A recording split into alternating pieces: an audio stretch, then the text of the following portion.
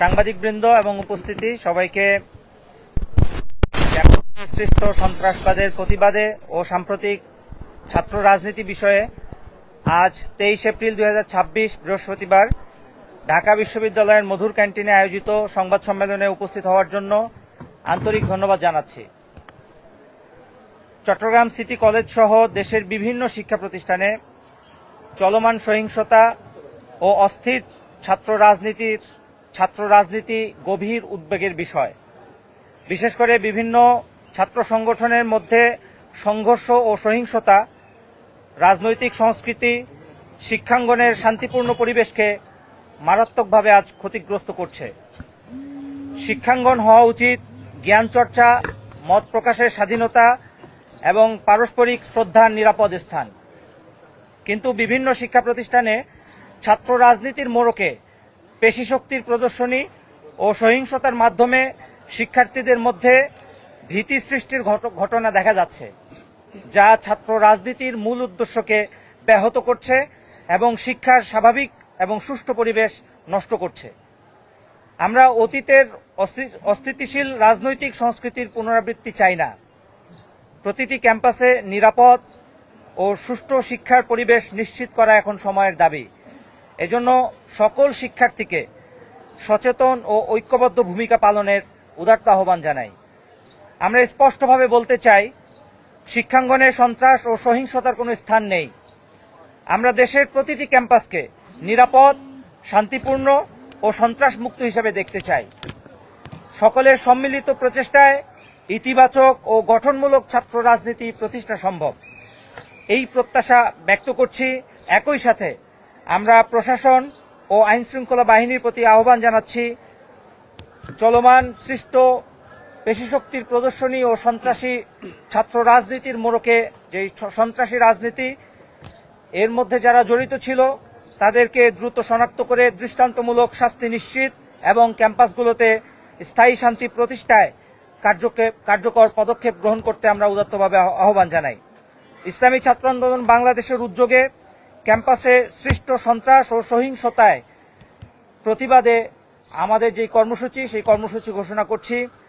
আমরা দুটি কর্মসূচি আজকে আমাদের এই সংবাদ সম্মেলন থেকে ঘোষণা করছি। আগামীকাল 24 এপ্রিল 2026 রোজ শুক্রবার বাদ জুমা বাইতুল মুকাররম উত্তর গেট থেকে সন্ত্রাস বিরোধী পদযাত্রা অনুষ্ঠিত হবে ইনশাআল্লাহ। এবং আমাদের দ্বিতীয় কর্মসূচি আগামী রবিবার 26 এপ্রিল 2026 সন্ত্রাস বিরোধী কর্মসূচির অংশ হিসেবে দেশব্যাপী ক্যাম্পাসসমূহে মানববন্ধন অনুষ্ঠিত হবে ইনশাআল্লাহ।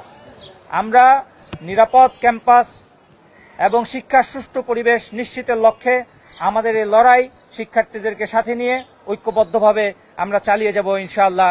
সবাইকে ধন্যবাদ। আসসালামু আলাইকুম ওয়া রাহমাতুল্লাহ। আপনাদের কোনো প্রশ্ন থাকলে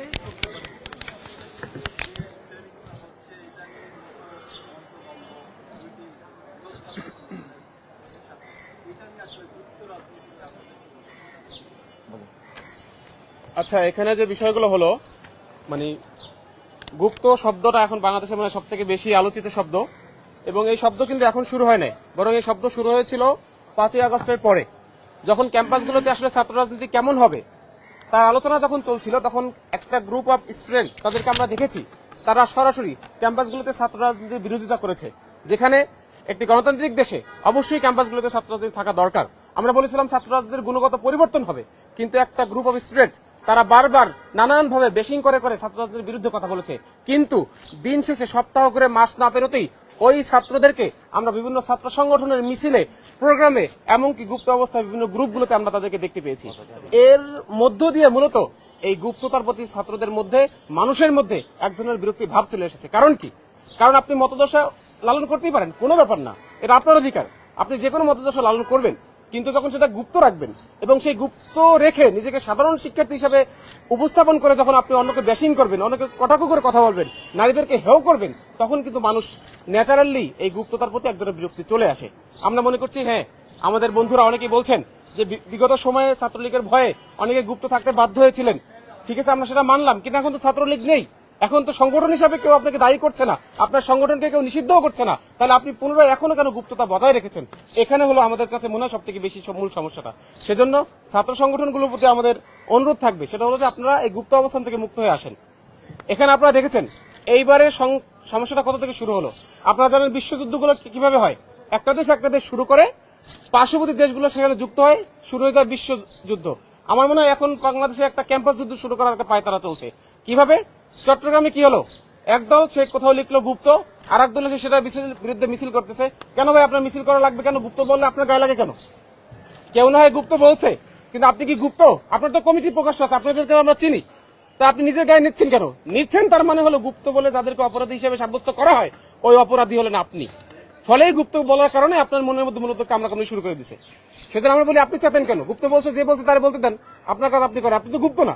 আর আপনি যদি গুপ্ত হন তাহলে বলবো তাদের প্রতি যারা গুপ্ত বা যারা নিজে থেকে গুপ্ত হিসাবে উপস্থাপন করার চেষ্টা করছে তাদেরকে বলবো আপনারা গুপ্ত থেকে মুক্ত হন।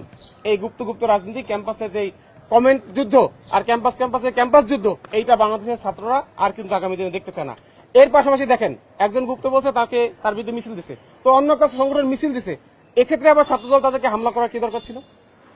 ঠিক আছে, গুপ্ত বলছে, একজনের গায়ে লাগছে, সে ধরলাম সে গুপ্তই, সেজন্য তার গায়ে কষ্ট লাগছে, মনে কষ্ট লাগছে, তাহলে তার বিরুদ্ধে সে মিছিল করছে, তাহলে মিছিল করলে মিছিলে হামলা করার কি দরকার? আপনারা দেখেছেন একজনের পা কেটে ফেলছে। এই যে পরিস্থিতি, মূলত ক্যাম্পাসে যুদ্ধ শুরু গেছে, একদল আগে দেখতাম ছাত্রলীগের সাথে অন্য দল, এবার ছাত্রদলের সাথে আবার ছাত্র শিবির। এখানে বাংলাদেশে অনেকগুলো ছাত্র সংগঠন আছে, আপনাদের মতো এত নৃশংস ক্যাম্পাস দখল নিয়ে এত পায়তারা কিন্তু আমরা দেখি না। আপনারা জানেন রমজানের মধ্যে জগন্নাথ বিশ্ববিদ্যালয়ে কিন্তু অলরেডি একটা দখলের পায়তারা নিয়ে কিন্তু সাংবাদিক সমিতি পর্যন্ত হামলা হয়েছিল। এরকম ক্যাম্পাসের প্রত্যেকটা সমিতি, প্রত্যেকটা ক্লাব, প্রত্যেকটা হল এভাবে দখল করার চিন্তা থেকে আস্তে আস্তে কিন্তু এই ধরনের প্রতিযোগিতা শুরু হয়ে যায়। এখানে অবস্থাটা এমন, আমরা বলেছিলাম যে একটা আইডিওলজি বেসড লড়াই হবে ছাত্র সংগঠনগুলোর মধ্যে, কার আইডিওলজি ভালো, কে সব থেকে ভালো কাজ করতে হবে, তাদের মধ্যে প্রতিযোগিতা হবে। কিন্তু এখন হয়ে গেছে এমন যে কার গায়ে শক্তি বেশি, তুমি একটা মিছিল দিচ্ছ, আমি দুইটা মিছিল দেবো, যার গায়ে শক্তি বেশি সে জিতে ক্যাম্পাসে ঠিক থাকবে। আমরা বলতেছি বাংলাদেশের ছাত্ররা, বাংলাদেশের শিক্ষার্থীরা এই ধরনের যে মুখোমুখি লড়াই, পেশি শক্তির যে রাজনীতি, সেই রাজনীতি থেকে 5 তারিখের পরেই কিন্তু ধিক্কার জানিয়ে তারা বাদ দিয়ে দিয়েছে।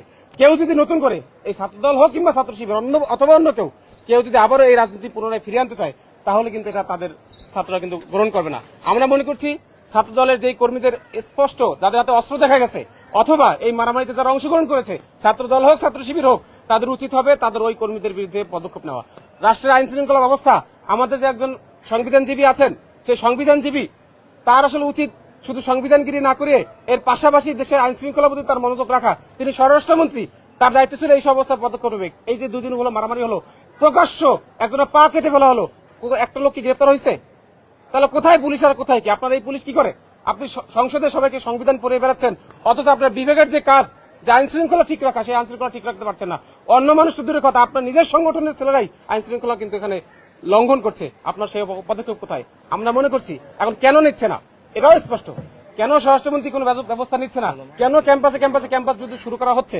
এর কারণ আমরা মনে করি, আপনারা জানেন তেলের দাম কিন্তু বাড়ছে, দীর্ঘদিন পর্যন্ত পিয়ার করা হয়েছে, নিজস্ব মিডিয়া দিয়ে, নিজস্ব টাইম দিয়ে, হ্যাঁ তেলের দাম বাড়ানো হয় না, তেলের মজুদ 1 মাস 6 মাস 10 মাসের তেল কি তাহলে ওই মন্ত্রীর পকেটে না তার বাসার গুদামে? তেল কোথায়? তেল বের করে নিয়ে আসেন না কেন?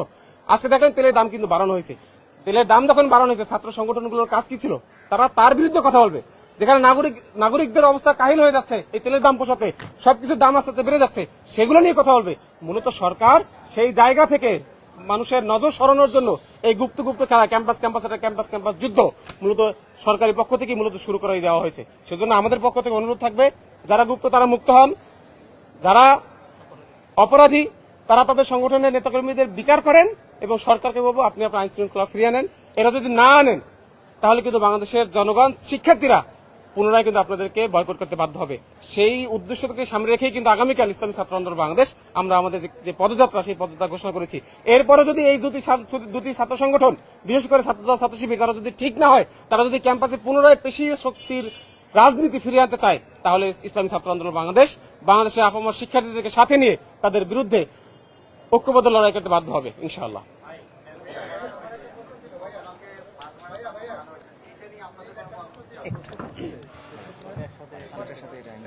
দেখেন তেলের বিষয়টা, যে তেলের দাম বাড়ানো হয়েছে, তেলের দাম বাড়ানো নিয়ে আমরা কিন্তু কথা বলছি, মিডিয়াতে আমরা বিবৃতি দিচ্ছি এবং আমরা বিভিন্ন কর্মসূচি পালন করছি।